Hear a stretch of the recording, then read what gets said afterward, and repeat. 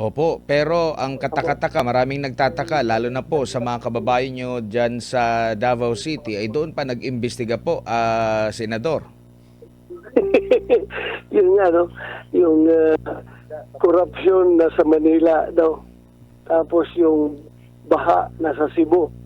Pero ang investigasyon nasa Davao. Opo, at pati yung naungkat din kasi nga flood control, na-mention din ng palasyo yung marami mga flood control na intact na daw, marami na daw mga flood control na naitayo during Duterte administration. Pero wala akong naalala na during Duterte administration ganito kalala ang naging epekto ng mga pagbaha. Ang alam kong malala is yung panahon ng Odette, pero malakas yung hangin nun eh. Kumbaga hindi na mapipigilan talaga yun. Yun yung pero dito, ang nakita ng ating mga kababayan, grabe yung mga pagbaha na klase po, Sen. Kahit anong gawin nilang pang-divert sa problema, no?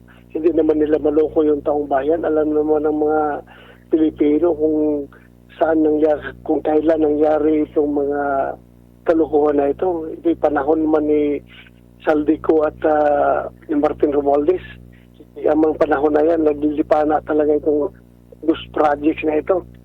So, kahit anong gawin nilang pang-divert, wala pa rin, hindi maniwala ang tao dyan. Labas lang pang mainis ang taong bayan dyan sa kung pinipilit nila na papuntahin ang yung heat, yung init ng damdamin.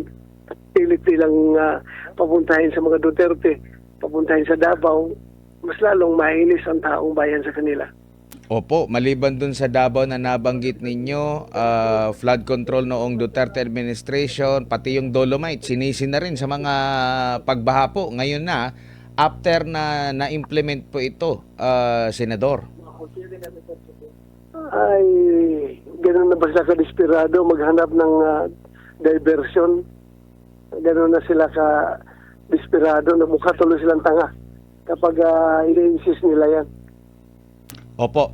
Dito po sa issue po ng flood control, investigasyon po, marami pong nakaantabay. Kailan po kaya babalik ito at